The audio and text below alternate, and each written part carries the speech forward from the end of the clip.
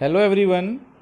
आज की क्लास में हम 11th क्लास के फर्स्ट चैप्टर सेट्स के कुछ बहुत ही इम्पोर्टेंट टॉपिक्स को डिस्कस करेंगे, जो ना केवल 11th क्लास में बल्कि 12th क्लास में भी आपको काफ़ी हेल्पफुल रहेंगे, particularly first chapter relation and function में और जो लास्ट चैप्टर है प्रोबेबिलिटी में। तो चलिए आज का लेक्चर शुरू करते हैं। So first article is subsets. Let A and B be two sets. The set A is said to be a subset of set B if every element of A is also an element of B. अगर हमारे पास दो sets हैं A और B, तो set A को हम B का subset तब कहेंगे जब A का हर एलिमेंट B का भी एलिमेंट होगा। Symbolically we write it as A is a subset of B. We can also say as A is contained in set B or set B contains A. तो A is a subset of B means if small a belongs to A, it implies that small a also belongs to B.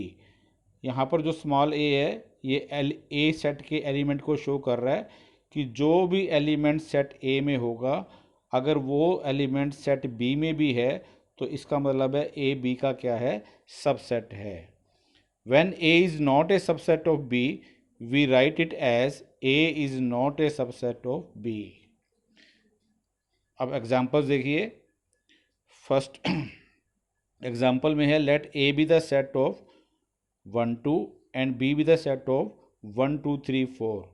अब set A के अंदर दो ही elements हैं 1 और 2, और ये दोनों एलिमेंट्स सेट B के अंदर भी हैं, तो हम कहेंगे कि A is a subset of B। अब यहाँ पर नोट है number 1, every set is a subset of itself. हर सेट अपने आप का सबसेट है। That is a is A subset of A for all A. All A means for every set. And note number 2, empty set is a subset of every set. जो phi है, empty set है, जिसे हम null set भी कहते हैं, वो हर set का क्या है, सबसेट है। Now next article is another definition of equal sets. हम पहले इक्वल सेट्स कर चुके हैं, अब उसको हम दोबारा से डिफाइन कर रहे हैं from subset point of view से। If every element of A set A is in set B and every element of set B is in A. अगर हमारे पास दो सेट्स हैं ए और बी, ए का हर एलिमेंट सेट बी में है और बी का हर एलिमेंट सेट ए में है। जब ए का हर एलिमेंट बी में है तो हम कहेंगे A is A subset of B, और जब बी का हर एलिमेंट सेट ए में है तो हम कहेंगे B is A subset of A, then A is equal to B. यानी अगर दोनों एक दूसरे के सबसेट हों तो दोनों सेट्स आपस में क्या होंगे, इक्वल होंगे। A is the set of 1 2 3, B is the set of 3 1 2। अब ए के अंदर जो एलिमेंट्स हैं वो बी में हैं, तो A is A subset of B, और जो बी के अंदर एलिमेंट्स हैं वो ए में हैं, तो B is A subset of A. तो it implies that A is equal to B. Next article is proper subset. तो चलिए पहले एक एग्जांपल लेते हैं। Let's A be a set of 1 2 and B be a set of 1 2 4। अब ए के अंदर दो एलिमेंट्स हैं 1 और 2, और वो दोनों के दोनों बी के अंदर हैं, तो हम कहेंगे A is A subset of B. लेकिन बी के सभी एलिमेंट्स ए में नहीं हैं। 4 जो बी में है वो ए में नहीं है, तो B is not a subset of A. या मैं इसको ऐसे भी बोल सकता हूँ कि A is a subset of B and A is not equal to B. Then in this case set A is called the proper subset of B and B is called the superset of A। अब मान लो A हमारा B का subset है, तो A non empty set A is set to B a proper subset of B if there is at least one element of B which is not in A। अगर A B का subset है, A हमारा क्या है, non empty set, तो हम A को B का प्रॉपर सबसेट तब कहेंगे जब कम से कम B के अंदर एक एलिमेंट ऐसा जरूर है जो कि A में नहीं है। If the subset is not proper और अगर हमारा सबसेट प्रॉपर नहीं है तो हम उसको कहते हैं इम्प्रॉपर सबसेट। नोट, हमने पहले अभी किया है कि हर सेट अपने आप का क्या होता है, सबसेट होता है। तो A is A subset of A for all sets A and phi is A subset of A for all sets A. तो ये दोनों केसेस में ए और जो फाई हैं ये हमारे इम्प्रॉपर सबसेट्स हैं। These are not proper but improper subsets. Next definition is equivalent sets. Equivalent sets क्या होते हैं? Two finite sets A and B are set to be equivalent sets if they have the same cardinality, that is the same number of elements। अगर हमारे पास दो finite sets हैं ए और B तो हम उनको इक्विवेलेंट सेट्स तब कहेंगे जब दोनों के अंदर जो नंबर ऑफ एलिमेंट्स हैं वो सेम हो। जितने एलिमेंट्स ए में हैं अगर उतने ही एलिमेंट्स बी में हो तो हम कहेंगे दोनों सेट्स आपस में क्या हैं, इक्विवेलेंट हैं। Let A be the set of 1, 2, 3 and B be the set of 2, 1, 3. Here NA, number of elements in set A 3 and number of elements in set B is also 3. तो therefore A is equivalent to B. Second example देखिए, let A be the set of ABC and B be the set of XYZ। अब यहाँ भी A के अंदर number of elements 3 हैं और B के अंदर भी नंबर ऑफ एलिमेंट्स कितने 3 हैं। तो ये भी ए और बी आपस में क्या होंगे, इक्विवेलेंट होंगे। देखिए स्टूडेंट्स, हमने यहाँ पर दो एग्जांपल लिए हैं। जो हमने फर्स्ट एग्जांपल लिया है उसमें ए के अंदर जो एलिमेंट्स हैं 1, 2, 3 और वही एलिमेंट्स बी के अंदर हैं 1, 2, 3, यानी ए और बी दोनों क्या हैं, इक्वल सेट्स हैं। लेकिन सेकंड एग्जांपल के अंदर ए के अंदर एलिमेंट्स हैं ए बी सी और बी के अंदर एलिमेंट्स हैं एक्स वाई जेड, यानी डिफरेंट हैं। तो सेकंड एग्जांपल में ए और बी हमारे इक्वल सेट्स नहीं हैं। तो नोट में मैं यही कह रहा हूँ कि in first example A is equal to B but in second example A is not equal to B, but in both examples A and B are equivalent sets. लेकिन दोनों केसेस में हमारे इक्विवेलेंट सेट्स हैं। तो यहाँ से हमारा क्या रिजल्ट निकलता है कि equal sets are always equivalent sets. अगर कोई भी दो सेट्स आपस में इक्वल हैं तो वो ज़रूर 100% इक्विवेलेंट सेट्स होंगे। बट इक्विवेलेंट सेट्स मे और मे नॉट बी इक्वल। लेकिन जो इक्विवेलेंट सेट्स होंगे वो ज़रूरी नहीं है कि वो आपस में इक्वल हों, दे मे और may not be equal. Next definition is singleton set. ये हम पहले भी कर चुके हैं। If a set contains one and only one element, then it is called a singleton set। अगर किसी सेट के अंदर एक ही एलिमेंट है तो उस सेट को हम कहते हैं singleton set. For example A be the set of 2। अब देखिए यहाँ पर एक ही एलिमेंट है दैट इज़ 2, तो ए हमारा क्या हो जाएगा, singleton set. Next definition is disjoint sets. If two or more than two sets are such that there is no common element in them।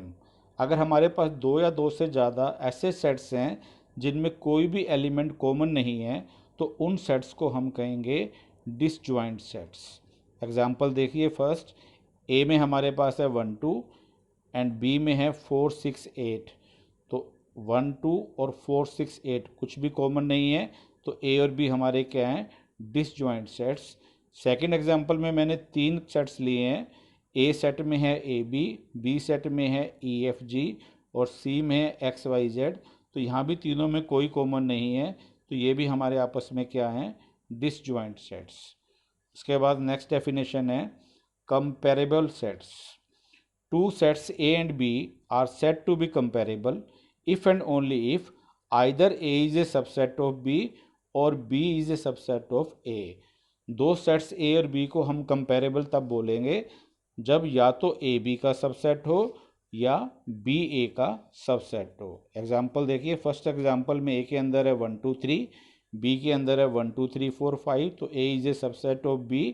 And second example में पी के अंदर है A B C and Q के अंदर है only C, तो Q is A subset of P. तो दोनों केसेस में हमारा पहले केस में ए और बी और दूसरे केस में पी और क्यू आपस में क्या कहलाएंगे, they are comparable sets. Now next article is power set. अब शुरू में एक एग्जांपल लेते हैं. Let A be the set of 1 2 and let B is equal to 1 यानी singleton set and C contain only 2. ये भी हमारा क्या है, सिंगलटन सेट. अब बी के अंदर ए की एलिमेंट है 1 जो ए में है, तो B is A subset of A. और सी के अंदर भी एक एलिमेंट है 2 जो कि ए में है, तो C is also a subset of A.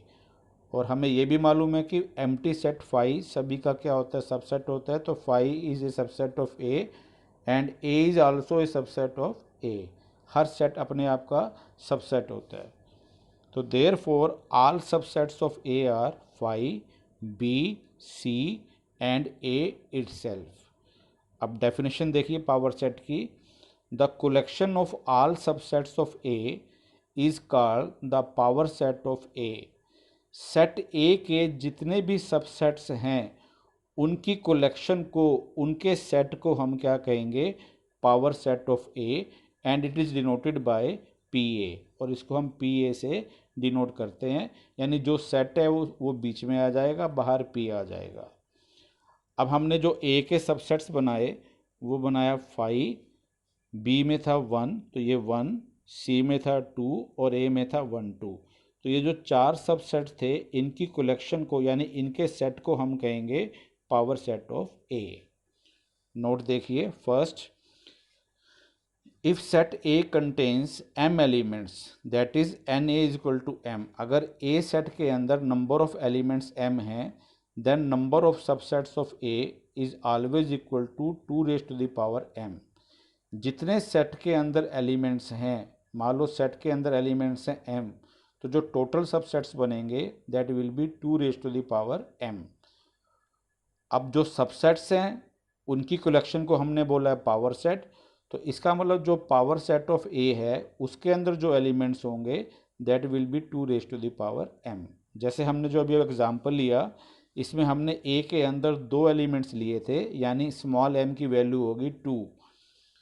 तो जो नंबर ऑफ सबसेट्स बनेंगे वो 2 raise to the power m यानी 2 रेज टू द पावर 2 यानी कि 4 बनेंगे. और यही हमारे सबसेट्स बने थे. तो इसका मतलब जो पावर सेट ऑफ ए है उसके अंदर जो नंबर ऑफ एलिमेंट्स होंगे वो कितने होंगे, 4 होंगे. सेकंड नोट है, every element of A power set is always a set. Power set के अंदर जितने भी एलिमेंट होंगे, जो भी कोई एलिमेंट होगा वो इटसेल्फ क्या होगा, एक सेट ही होगा. Next article is universal set. If we have one or more sets under consideration then that set to which each of these given sets is a subset is called a universal set. It is usually denoted by capital U. देखिए students, अगर हमारे पास एक या एक से ज़्यादा sets हैं और एक सेट अगर ऐसा है जिसके ये सभी गिवन सेट्स सबसेट हैं तो उस सेट को हम कहेंगे यूनिवर्सल सेट. और यूनिवर्सल सेट को हम जनरली कैपिटल यू से डिनोट करते हैं. तो फर्स्ट एग्जांपल देखिए, ए बी द सेट ऑफ 1 2. एक हमारा सेट है जिसमें 2 एलिमेंट्स हैं 1 2. Then the set 1 2 3 4 is universal for set A. अब देखिए जो ए है वो इस सेट 1 2 3 4 का सबसेट है. तो ए के लिए ये जो 1 2 3 4 सेट है ये क्या हो जाएगा, यूनिवर्सल हो जाएगा. सेकंड एग्जांपल देखिए, सेट ए में 2 एलिमेंट्स हैं 1 2, सेट बी में 2 एलिमेंट्स हैं 2 3, सी में है 1 2 4. अब मैं एक अलग से सेट ले लेता हूँ 1 2 3 4. तो इस सेट का ए भी सबसेट है, बी भी सबसेट है और सी भी क्या है, सबसेट है. तो ये जो सेट होगा जिसमें 4 एलिमेंट्स हैं 1 2 3 4, ये ए बी सी के लिए क्या हो जाएगा, यूनिवर्सल सेट हो जाएगा. अब नोट देखिए, the universal set is not unique. किसी भी गिवन सेट के लिए जो उसका यूनिवर्सल सेट होगा वो वन एंड ओनली वन नहीं होगा, यानी कि यूनिक नहीं होगा. जैसे मैंने फर्स्ट एग्जांपल में सेट लिया था 1 2, ए सेट हमारा था 1 2. अब 1 2 के लिए जो यूनिवर्सल सेट होगा वो 1 2 3 भी हो सकता है, 1 2 4 भी हो सकता है, 1 2 3 4 भी हो सकता है, 1 2 5 भी हो सकता है, और इवन अगर मैं पूरा कंप्लीट सेट ले लेता हूँ, सेट ऑफ नेचुरल नंबर्स, तो वो भी सेट ए के लिए क्या हो जाएगा, यूनिवर्सल सेट। सेकंड नोट है, the super set is always a universal set for its proper subsets. अगर हमारे पास कुछ सेट्स हैं जो किसी एक पर्टिकुलर सेट के सबसेट्स हैं, तो जो सुपर सेट होगा वो हमेशा उनका क्या होगा, यूनिवर्सल सेट होगा। अब ये स्टूडेंट एक एग्जाम्पल है एनसीईआरटी बुक का, पेज नंबर 10 पर, example number 11, let A B and C be 3 sets. If A is contain in B and B is a subset of C, then is it true that A is also a subset of C? If not, give an example. हमारे पास 3 given sets हैं A, B और C। जो set A है that is contained in set B, पूरा set A set B के अंदर है, और जो B है वो C का क्या है, सबसेट। तो क्या ये सही है कि A C का सबसेट होगा, और अगर नहीं तो हमें कोई एग्जाम्पल देना है उसको क्लेम करने के लिए। तो इसका आंसर होगा नो। अब हम एग्जाम्पल लेते हैं जो मैंने एनसीईआरटी की बुक से ही लिया है कि सेट ए के अंदर ए की एलिमेंट है 1। अब बी के अंदर क्योंकि ए पूरा बी के अंदर है तो मैंने एज इट इज़ इस सेट 1 को यानी सेट ए को बी के अंदर लिया है। तो सेट ए और 2 इसके अंदर 2 एलिमेंट्स हैं, और क्योंकि बी सी का सबसेट है तो बी के सारे एलिमेंट्स सी के अंदर होने चाहिए। तो ये मैंने यहाँ पर पेस्ट कर दिया, समझ लो ये मैंने यहाँ पर पेस्ट कर दिया, और एक एलिमेंट और ले लिया 3। अब देखिए ए के अंदर ए की एलिमेंट है 1, और जो ये पूरा सेट है ये मैंने बी के अंदर लिख दिया है। तो A is contained in B और बी कंटेन्स ए। फिर हमें गिवन था कि B is a subset of C, तो जो भी बी के अंदर एलिमेंट्स हैं वो सी के अंदर होने चाहिए। तो ये दोनों एलिमेंट सी के अंदर भी हैं। तो बिल्कुल क्लियर है कि A is contained in B, also B is a subset of C. अब हमें देखना है क्या ए सी का सबसेट होगा या नहीं होगा। तो हम बाय डेफिनेशन चलेंगे कि अगर ए के सारे एलिमेंट सी में हैं तो हम कहेंगे कि ए सी का क्या है, सबसेट है। अब 1 belongs to A but 1 does not belong to C. जो एलिमेंट 1 है वो ए के अंदर बिलोंग करता है लेकिन वो सी के अंदर नहीं है। ये एलिमेंट 1 नहीं है, ये सेट है। अगर ये ऐसे होता 1 2 3, मान लो अगर मैं सी को ऐसे लिखता तो मैं कहता कि 1 सी के अंदर भी है, लेकिन यहाँ पर 1 does not belong to C, therefore A is not a subset of C। तो आज के लेक्चर में बस इतना ही। वीडियो अगर अच्छी लगी हो तो लाइक कीजिए, शेयर कीजिए। चैनल को अगर सब्सक्राइब नहीं किया तो सब्सक्राइब करिए, और साथ में बेल आइकन को भी प्रेस कीजिए ताकि कोई भी नई वीडियो अपलोड हो तो आपको तुरंत उसका नोटिफिकेशन मिल सके। Thank you very much.